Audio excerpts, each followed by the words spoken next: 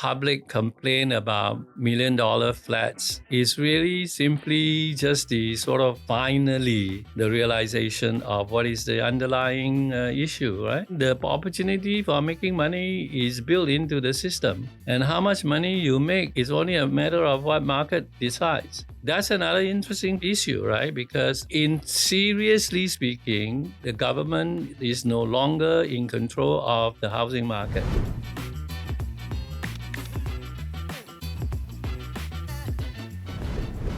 Welcome back to Chills with TFC. I'm your host, Reggie, aka your Chief Financial Coconut, and today we are in studio with an important person. I particularly heard him on Walid's podcast, and I was like, oh, this guy is quite cool. Maybe he can come and educate us a little bit on the current situation in our flats, the $1 million HDB, what has happened, what will happen, and kind of give all of us a bit of clarity around the situation today, and hopefully help you make informed decision for the future. So I'm with Professor Chua Beng Huat. Welcome to the studio. Thank you. Nice. Thank you for having me. Maybe for a start, for our audience that don't know you, could you just kind of do a short introduction about yourself? Okay, I am Chua Beng Huat. I'm a professor of sociology at the National University of Singapore, but I formally retired, so I'm now Emeritus professor. I was also professor of urban studies in the Yale NUS College, which will close down by June. And currently I have a visiting fellowship at the School of Social Science and the Urban Institute at the Singapore Management University. So although I'm formally retired, I'm still doing a bit of academic work actually. Yeah. Including conferences and still writing some papers that has been requested by different friends and journals. Yeah. So every retiree professor these days or emeritus. No. It's like a thing these days. No. I mean, in America, that would be probably true. If you are a senior professor at the institution for, say, 20 years, you will automatically emeritus professor, but not in Singapore. You actually had to be nominated and be given the title. So what happens as an emeritus, professor? It means you forever respected. That's it. Yeah. That means you keep the professor title for life. Because it's no longer just a job category. It's now an honorific category, right? It's like a credential, right? Yeah. Okay. Yeah. So maybe share with us a little bit about how did you come to your position today? Because just now you shared with us a little bit about yourself, right? What are you doing now, right? But how did you arrive here to be somebody that everyone recognizes? I guess the place to start is when I left Singapore for University of Education in Canada. It's sort of interesting. At that time, the government actually issued a certificate of suitability to go to local tertiary institution. What does that even mean? Exactly. How are you suitable or not suitable? That's up to the Ministry of Education to decide. But every A-level student is issued a certificate of eligibility or ineligibility. So it's nothing to do with your grades? I don't think so. Okay. So it's beyond. We don't know how they decide, but you have to understand that politically at that time, there was a very sort of serious anti-left-wing kind of politics, right? This was in 1966, 67, probably the peak of sort of anti-communist thinking among the PAP was already in power, but it was that. So anyway, I had a non-suitability certificate.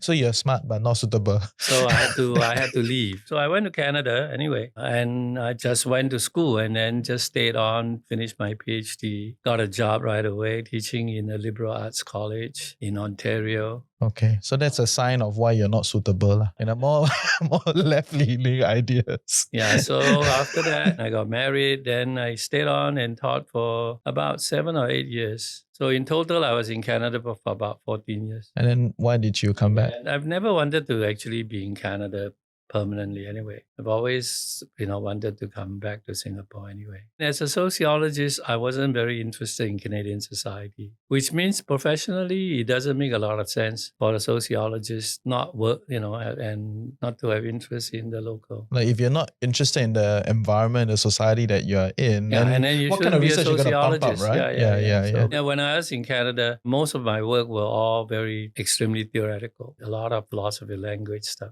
Then I came back. I was home visiting my parents. Then the HDB job was advertised in the Straits Times for a person to do social research. They were looking for a sociologist. So I just sort of went to the HDB and made an appointment at the time with the chief architect and CEO, Liu Taike. Yeah, and then we had a meeting. I say, what do you want a sociologist to do? He says, I don't know, but I know I need one. I say, why do you need one? He says, because he's designing buildings for the whole nation. He needs to know how residents actually use the spaces, the buildings that are designed for them. So that's how I ended up. And then I worked as a director of social research in the HDB for a couple of years. So, in that role, what do you actually do?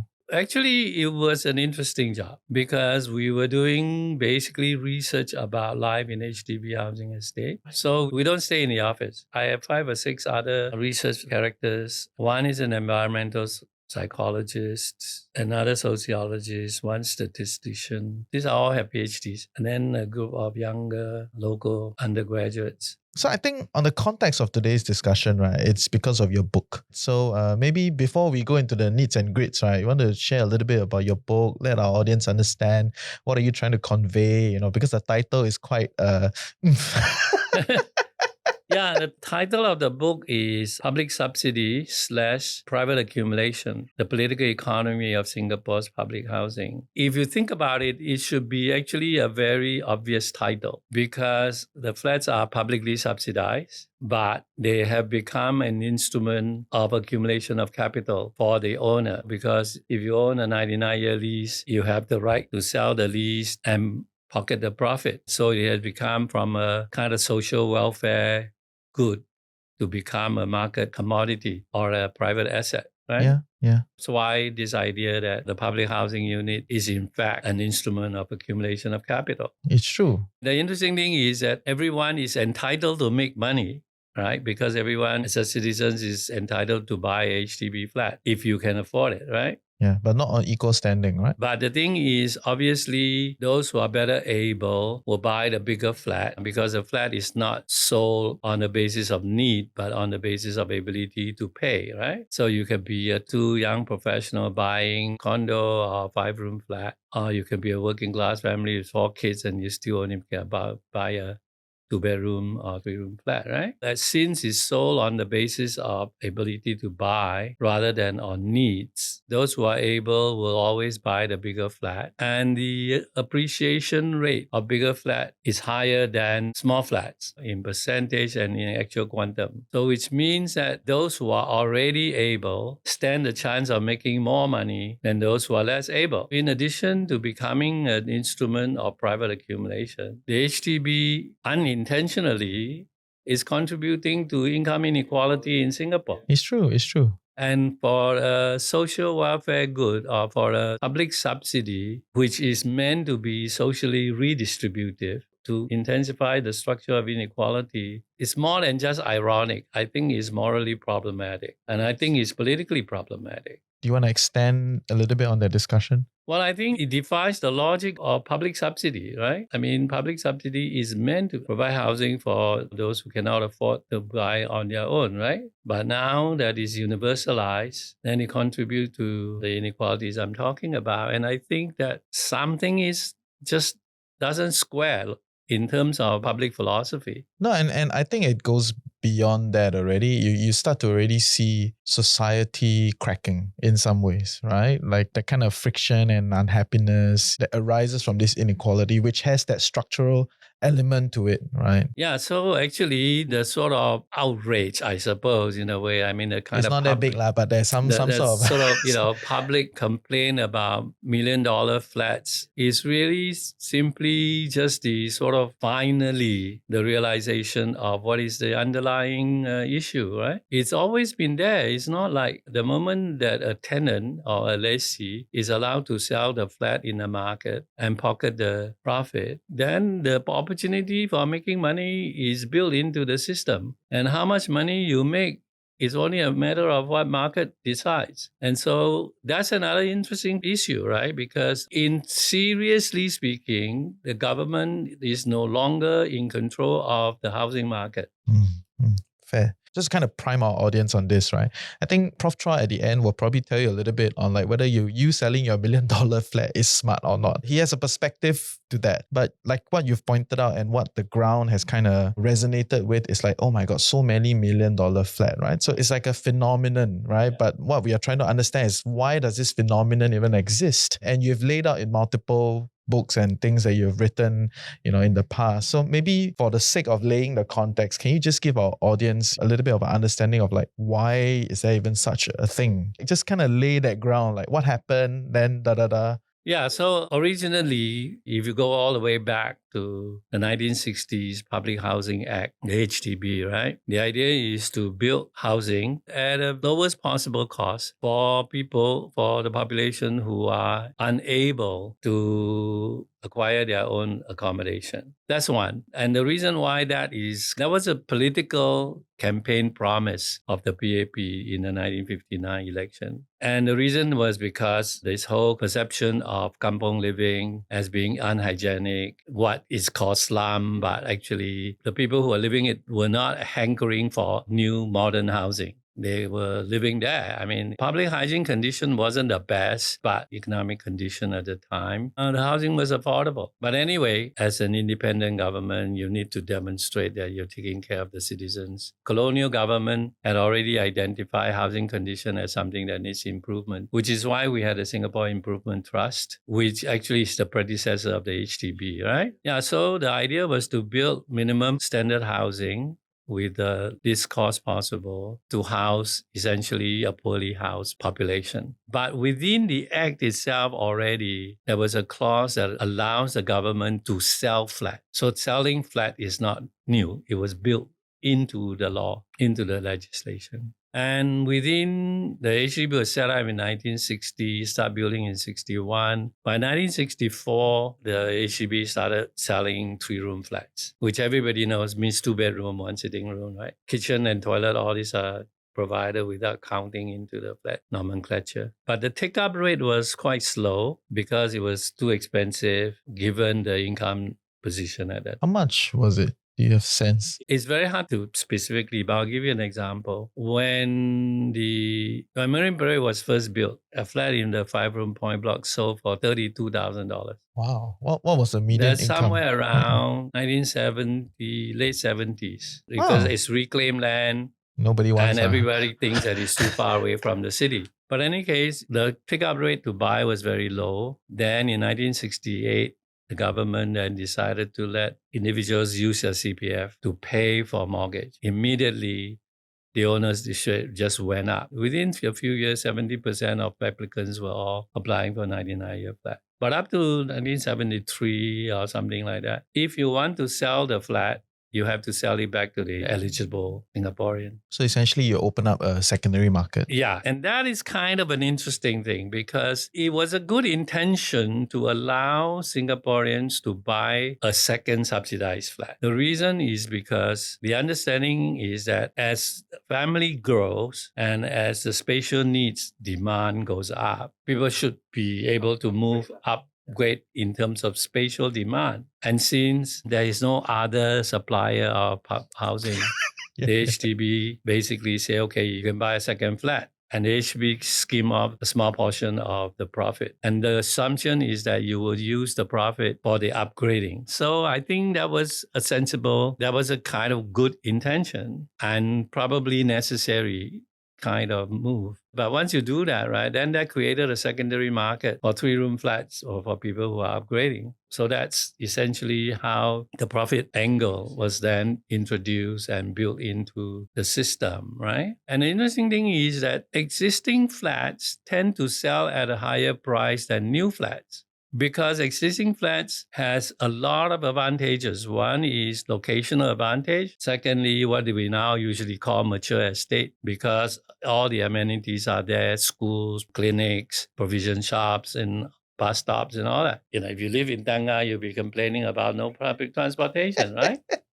So there's a locational advantage. All the social amenities are there. And most importantly, you skip the waiting queue. If you can afford to buy a resale flat, you save 3 or 4 years of waiting time. Even at that time, it's about 3 years of waiting time. So resale flat always sells for higher prices than new flats. So since 50 years ago, it was already It was like always that. like that. So the profit is also built into the price difference between the new flats and the old flat. Then there's a problem because there were some opposition party members making noise about how HDB really is making profit rather than subsidize. So, a way of rationalizing, of making public the subsidy is to price the new flat relative to existing resale flat. Oh, okay. Okay, so the new flat was priced at 20% discount from equivalent size of resale flat. Okay, so just to be clear, when it first started, even though there was a secondary market, the HDB flats were not priced market competitively. It was, but it was difficult to explain where the subsidy lies, right? So by saying that it's discounted at 20%, then you can actually say, okay, you can see the difference. And the difference is rationalized. It's now rational, what it is, right? But of course, that didn't quite work, because what happens is that the two prices start to chase each other's tail. Yeah. There's some correlation now. Because it becomes a spiral upwards. The price of new flat becomes the base of existing flat. Seller wants to say, if you're paying that much, then I want this much more, right? Then once the resale price go up, then the new flat price also have to keep in step. So it was chasing each other's tail upwards. And this went on until 2011 or something. So this musical chairs was 30, 40 years. It went on for a long time. Long time. It went on it probably started somewhere like middle 1980s. So about 30 over years, yeah. In 2011, after the election, that Kopun won, became the new Minister of National Development, and he then publicly announced that they were going to decouple. That 20% formula is going to be not used anymore. Then the question is, okay, so how do we know the pricing of new flat is fair? Again, the same question comes up. And to date, nobody knows, right? It's a black box, huh? Yeah, I mean some people will know. No. I mean, according to Desmond Lee, there is still a formula packed at the resale flat, but nobody knows, huh? Yeah, we now don't know what is the percentage. Yeah. So that's why it's called a black box, right? Whatever. Yeah. But essentially, the pricing of new flat is now entirely determined by HDB. Yeah, okay. So that formed the basis of the runaway prices, right? Essentially. Yeah, so what that means, right, is that the profit possibility is in the system. Depending on market conditions, resale prices keeps going up. And resale prices had only... Throughout the 60 years of HDB history, there's only maybe 2 or 3 short periods of declining resale prices. But it tend to go up. And even when government introduced measures to cool it down, it will cool down for a while, but the next peak price will still be higher than the previous one. So it's become so obviously profitable that Singaporean would prefer to the possibility of buying 2 flats as 2 bites of the cherry, right? Some might even say that the HDB is like the goose that lays the golden egg. You can't lose. Yeah. There are even some people that say, like, as a Singaporean, you have a right to profit from it. Well, that's another interesting thing. Yeah. I mean, It's a social phenomenon. The government has always insisted that buying an HDB flat is a privilege of citizenship, not an entitlement of citizenship. What is the difference? Oh, huge difference. I know semantics is one thing, right? No. The difference is quite interesting. The difference is that by making it a privilege to buy, it then in principle is the selling of a flat can be based on your ability to purchase. If it's an entitlement, then it can be, then alternative logic is to calculate on social need, Yeah. which is a whole different logic of allocation of resource. Yeah, fair. Of course, Singaporeans have now taken it as a right to own. I mean, my argument in the book and one section on the politics is that if the government fails to provide any segment of the population, the chances are that if the HDB doesn't provide, the chances are that particular segment of the population will punish the government in a ballot box in the next election. Is it a fair point to further push the discussion to say that a big part of this whole BTO scheme, which is a very young scheme in the grand scheme of HDB, is to hold prices stable at a certain level? Even if prices were to come down, they're going to get punished also in some sense. Or is there a leap? I think the government's position is in some ways unenviable. On the one hand, having essentially nationalized land, I mean, the HDB and the government is synonymous, right? If you blame the HDB, you blame the government. If you're appreciative of the HDB, you're also grateful to the government, right? I mean, it's like... yeah. And then, in colloquially, older generations still call HDB like government housing, right? It's called 政府處, right? So what happens is that if affordability becomes a politicized issue, it has impact on the popular vote level for the PAP government, right? So in that sense, because the government has monopolized land and has essentially erased all kampongs, there are no alternative housing for Singaporeans who are not among the top 15% income earners who can afford private condo or housing, right? Yeah, it's true. So 85% of the Singaporean population are dependent on the HDB completely, totally. Translate onto the other side, it means that the HDB is obliged to provide for 80% or 85% of the population. If it fails to do that, then the blame is on them. And it will reflect in the response in politically. And I mean, you already see a little bit of that since 2011, right? Yeah, in 2011, So, exactly. Yeah. But this is not the right podcast. You can go and listen to Walid's podcast. No. In that sense, the public housing is not just accommodation issue. It's not just a consumer good or a necessary good, right? It's also in Singapore a political good. It's true. And to be fair, I mean, since the 1960s, you can use CPF to buy HDB. Yeah. That binds the two things together, makes retirement agenda of the HDB. It makes it even more complicated, right? Yes. So not envious is true. Yeah. I'm not envious of them in the position. I mean, I think the government has done a great job providing housing. Currently, around the world, there's a huge housing shortage because of COVID. Construction everywhere has slowed down during that period. So prices going through the roof. There's shortage of housing in almost every major cities in the world. Not only us. I mean, we had a period, right? But according to the MND, they are very caught up with the production. So going forward, it should smooth out. But that's not true of all the major cities of the world. And then I'll give you an interesting example. One of my former students who has reached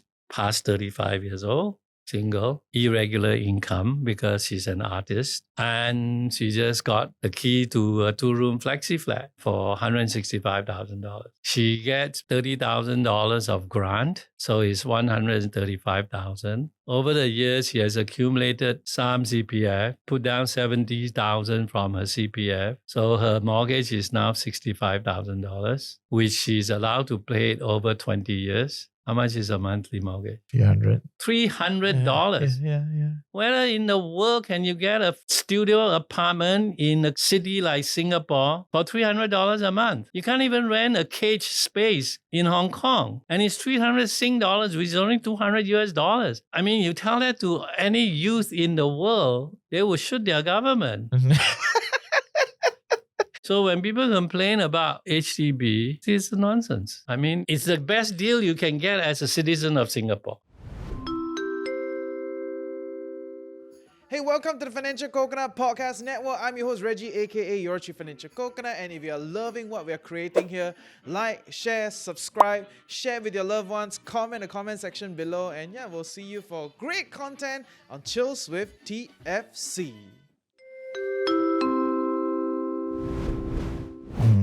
Okay, fair. But we all understand that there are varying desires, across the social spectrum, right? So like for a lot of our listeners, they're like working professionals. They kind of want to move up that ladder and they form a phenomenon of what you've described, right? Where people essentially try to accumulate through the HDB system and then they will exit into the private market. Okay. There's also that bunch of people that's kind of like pushing it along, right? And they have a very different set of goals, as compared to the baseline of social housing. So what is your take on these type of people, which is our listeners? Right?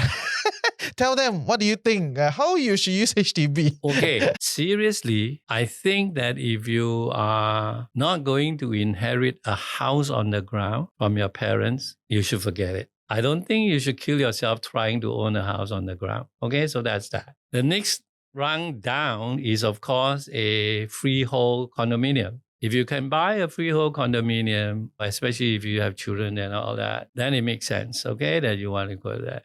But if you're going to transfer from HDB, top range HDB flat. Top range, the $1 million type. No. Even if you just, let's say you already have a 5-room flat. We'll come back to the really exclusive one. But if you have an ordinary 5-room flat and you're going to move into an ordinary 99-year condo, it's silly because there is absolutely no advantage. Can you elaborate? The only difference between a HDB flat equivalent to a condo, right, and both 99 years, is that there is some kind of vague status consumption. You get a swimming pool, you get a private parking lot, you get a gated security guards that checks. You have a swimming pool that you're not likely to use. And especially those who had like 2 blocks of housing and 1 swimming pool in the middle. You go swimming, you feel like you're an exhibitionist. You can't even imagine all your neighbors are looking down at you. And to add to that, right, I'm not sure how many people realize that if you take the LRT in Punggol, you take one round, the condo and the flat, they look very similar. And I believe there's some BCA guidelines that try to regulate the exterior look of these things. No, right? Not necessarily. But the thing is this. So already you are in the 99 years. But so you have all those things, which you seldom use, as I say. But the worst part is that the Punggol one is not so bad because you still have public transport available thanks to the HDB, right? But if you're living in sort of more isolated condos, then you are out of public transport. You probably then have to buy a car. Your cost of living goes up by the car. I mean, many years ago, one of our students did a study of people who so-called upgraders, and their lifestyle changed radically because they had to buy a car. They had stopped going on annual holidays overseas. Really? Because a car objectively you cannot afford, right? Car is a very expensive enterprise. It's true. In Singapore, okay? Then, you're out of the public transport systems. If you have children, you have to drive them, you chauffeurs for your children. Already it's bad enough in HDB, but in, private condo is even more isolating, right? So unless the little bit of, being able to hold a tennis racket makes sense, you shouldn't bother. Okay. Fair. So that is based on the quality of life, right? Yes. But from the rate of accumulation, because there is that factor also, right? Yeah. Is there marginal difference or is there any difference? That's hard to say. That's a harder issue, okay? I mean, if you're going to keep moving condos to make money. Yeah. But like there is a phenomenon like that, right? Well, I don't know. I don't know how, because the problem with real estate market, in the private market especially, right? At the moment you can sell high, prices you are also buying high. It's not like you can sell high and buy low, right? Because market doesn't work like. So upgrading from HDB to condo has a kind of visible effect. But moving from one condo to another probably doesn't have that much of a difference, right? I've never seen statistics of this kind of horizontal move. So I won't speculate on what is the percentage or what is the real gain. No, but more like if today I own a 5-room HDB versus a 3-room condo, fair. So that's based on the quality of life, right? Which I have no basis to dispute that because I think that is a very fair assessment. And these days, I think public facilities are just getting better and better, right? A lot of facilities are improving. So from the quality of life perspective, right, there's no basis to really dispute it, right? But the thought process is there a higher rate of capital accumulation if today, instead of buying the 5-room HDB, I buy the 3-room condo Maybe instead. that is the expectation, but it's not clear, right? Okay, so inconclusive. In the meantime, your spatial quality has declined. Okay. So once we take in that factor, then it's very hard to discuss, right? Because the truth is, there is the element where, okay, if you live in a more comfortable place, you're in a better mind space, you may, move up the corporate ladder, you may do better, right? So once you bring all those additional factors, then it's very hard to because measure. some people might think that in their career they need to have a private condo address. Yeah. Okay, fair. So then what about the super power HDB flat? And then there's another interesting thing, right? Let's take the $1.7 million, the sort of hoo-ha, big hoo-ha. That was an extremely exceptional flat, right? Very high floor, panoramic view in the city, blah, blah, right? How much can you buy for $1.7 million in a private condo? Mm-hmm. When 900 square feet condo is already selling for 1.5 million. It doesn't make sense. You can't buy an equivalent. You can't buy that view. You can't buy that height. You can't buy that space. Where did this person move to? I would really like to know. If you are the person, please come on the show. We also want to know what happened to you. Yeah, unless they move to buy a house on the ground. Then in that case, they have already other source of funds because, house on the ground, even a 2,500 square feet land, inter-terrace, doesn't matter where, will be cost at least $3 million. So if you have another $1.2 million to top up, then it makes sense because you want to live on the ground, right? But if you're moving out of there into a private condo, I don't understand. Okay, fair. So in that case, you would advise people to not consider private condominiums as an investment methodology. Unless, like I say, if you could buy freehold. Yeah, I get it. Because amongst the financial, influencers, people that talk about it, right? Like there's this one guy, which is Key from Investment Modes, and he wrote the whole thing about if you factor, ABSD and everything in, actually most private condominiums, the CAGR is only like a junk bond, right? It performs like 8 to 9%, with all the additional risk that you have to carry. It's not stellar, from an investment standpoint, it's not like, woo! No, actually, if you have an HDB flat, the mortgage rate is very low, right? It's actually effectively you're not paying any interest because whatever interest you pay to the HDB essentially is covered by your CPS interest. So, you're living mortgage interest free. Yeah. I like that. And that's why I want more people to talk about it. I think that's a wiser way to live on the island. Yeah. Right? And not to try to go down that like upgrader type of methodology, which is... if you're upgrading in terms of spatial need, like I said, right? The HDB 3-room to 5-room or something, right? You need, because your family you got 2 grow, kids, right? Because your family grow, you need the space, right?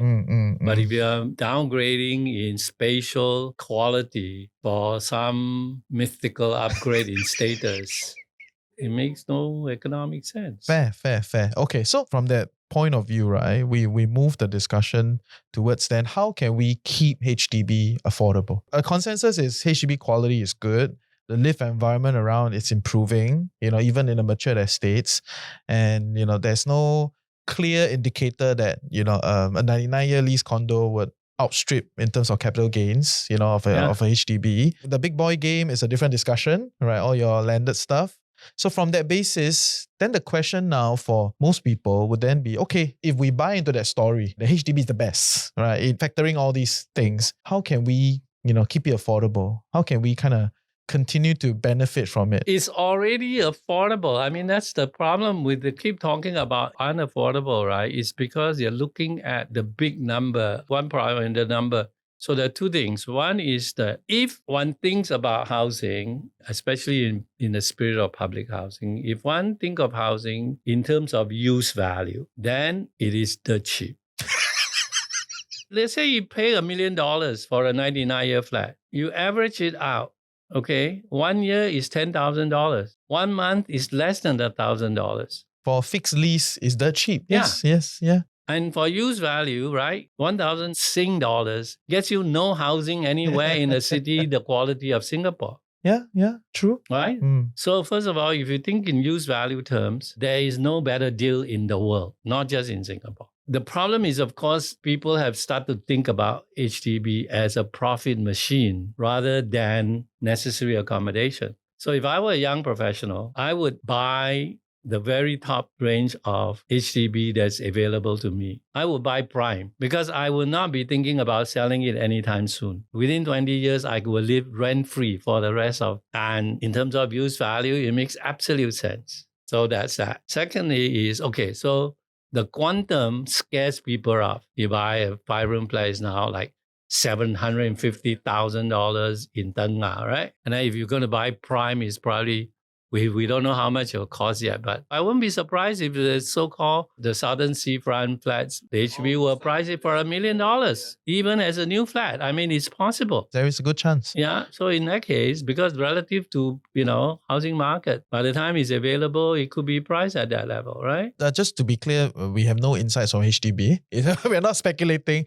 So HDB, you want to come on the show and talk, please come, right? No. Happy to So have we you don't on. know. We don't know, right? We're where the making smart pricing will guesses. lie, Yes. right? But anyway, people are scared of essentially by the large number, right? And one affordability issue is that large number. But that can actually be managed if the HDB sells 60-year leases rather than 99-year leases, which is already doing for senior citizens. For the seniors, yes. Right? Senior citizens can buy years, as short as 15 years. Yeah.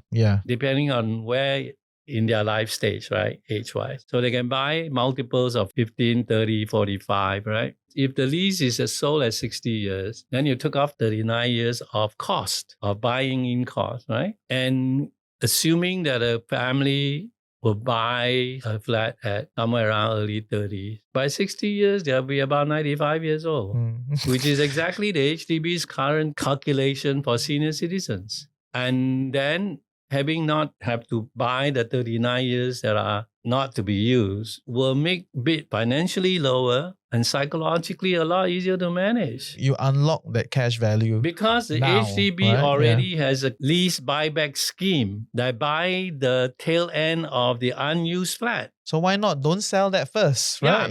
Bring it don't forward. even need to lease buyback. Right? Exactly. Yeah.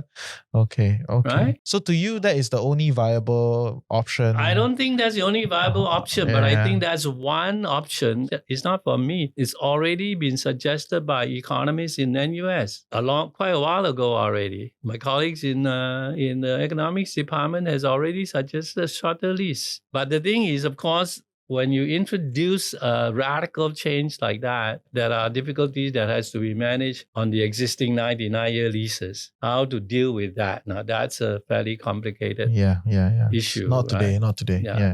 Because the year zero of introducing a radical policy, right, means you got to deal with the legacies of your past. It's like CPF Life, right? It's a whole new policy, and then all the old stuff. And so then the legacy of the unhappiness. past have to be managed. And it's not a market thing. Yes, it's a lot more. It has to be managed progressively because it will not all come at the same time, right? Okay. So then maybe one last thing on the newer HDB ideas is that whole plus prime, which you say a little bit about it. What is your take on that? The interesting thing is that in fact, it's really a way of costing land, not so much the flat. Because a flat is basically the same flat, right? You're going to design industrial design these days. And so far, in a sense, the government has been pricing land in a very flat manner without taking into consideration location, advantages, or sea views and all this other stuff, right? Because I think essentially is following a land market value to basically built into the HDB, different values of land at different value depending on the location, right? So I think in a way that is just a continuation of HDB introducing somewhere in the early 90s, selling flats at different heights for different prices. So it's just rationalizing the values that is there. And every time it introduces a new pricing structure, it will create some kind of noise, discomfort among certain sectors. But it's just following through on the logic. I mean, the HDB doesn't change this kind of pricing structure gradually. It changes kind of suddenly, radically, discovered some new principle and then it works that way, right? It isn't something that is gradual. And these days, they don't even give you time. No. Those kind of decision has to be like immediate. midnight 20. Yes, exactly. 2359. No. You cannot have a lead time. If you have a lead time, all kinds of market manipulation will happen. And then people will start calling you to buy, do the transaction and all that, and it creates all sorts of problems. No, it has to be. With immediate effect. Okay, fair. So in some sense, can I then say that the HDB trying to create this new plus prime, flat system is just trying to capture more of that profit mechanics in the start. So that means it kind of prices the flat differently, such that the retail consumer, which is the Singaporeans, they don't get that fat like profit? At some level, I think it does introduce a little bit more equality back into the system. Yeah. And I'm not saying it's bad, yeah? Yeah. I think it's probably, in a way, introducing market structure into what it was essentially lottery. Instead of chance, you were introducing a structure, right? Because now it's not a matter of lucky enough, right? You have to pay for what you want, right? Which makes sense. Otherwise, it's the luck of the draw, right? Yeah. So trying to come back to the essence of public housing, essentially. Yeah, I know a lot of young professionals now build into their financial plans, right? Buying an HDB flat, turn it over in 5 years. Use that to finance, the condo. Yeah. I mean, it's a thing, yes. But then, as I said, that's just thinking about profit, not thinking about the quality of accommodation necessarily. Right? If you're thinking about quality of accommodation, it doesn't always make sense. It's not just that. It's also that whole mortgage that adds to the stress. Exactly. And, carrying a lot more mortgage, you have to have a commercial mortgage and the debt level goes up. And to be fair, I think the counterpoint is that if today you have less money trapped up in your mortgage and your property, but you still maintain a good working income as a working professional, actually it unlocks a lot of possibilities in your life, right? It unlocks, all these other things that you can try, exactly. all these other things you can do. The moment you pay more into your mortgage, right? It's the moment you reduce your consumption in other ways of life. Yeah. Okay. Yeah. And then you become the slave to the house. Exactly. The moment you pay for the mortgage, it means you have to reduce your consumption in a lot of things depending on your lifestyle. Oh, what's the point? So maybe in closing, knowing what you know, having lived your life, one last advice you have for all the working professionals out there? If I was setting out to buy a housing, right, I would in fact buy the best housing available to me at the time that I'm applying, right? And plan to live in it. In the meantime, be clever enough in investing in other, whatever surplus you have, in much more liquid kind of investment. Because housing is very illiquid. If you're in trouble and you're trying to sell out, it's very difficult to immediately get cash. If there's a recession, everybody is no place to hide, right? Of course, the interesting thing is that investing in other assets, in liquid assets, takes time and knowledge. Whereas investment in housing is in some sense kind of hassle-free as long as someone is renting it or whatever, right? Or you think, okay, you're just paying monthly mortgage, right? Deducted from CPF. And the wealth value is going up. So in a sense, you can see that it's much more easy. It's a kind of lazy way of investing. But if you say for all the additional 500,000 you're putting into bricks and mortar, right? You use that $500,000 to invest in, if you have bought Google at $8. I mean, whatever opportunity that is there on Nvidia or Tesla, you will be laughing all the way to the bank. Yeah. Okay. Fair. So if you are so money-minded about accumulating wealth, maybe not in the HDB system. Yeah, if you're so money-minded in terms of accumulating wealth, buying the flat that you are living in is not the best way to accumulate wealth. It's not the most efficient. I mean, if you're buying another property for rent, that's a different proposition, right? If you actually keep investing in your private home, it's not the best calculation. Cool. So is that what you did? My income had always exceeded the limit of HDB. Okay. Yeah, the sway I ones. have never had a chance to make money from HDB. Yeah, I know what you mean. Yeah. Okay. Thank you for your time. If our audience would like to connect with you, is there an email that they can email to? Or? They can email me, as I said earlier. I have the same email in university. They just have to go to the sociology department and they'll find my email. Thank you, Prof. Okay. Thank you. All the best. See you. Thanks for having me. Yeah, I hope you enjoyed today. I personally like it. And if you like these type of episodes, let us know, because I think sometimes we spend all the effort on the invest side of things. I think we can discuss other aspects of life in Singapore. So yeah, with that, see you all next week. Okay, bye.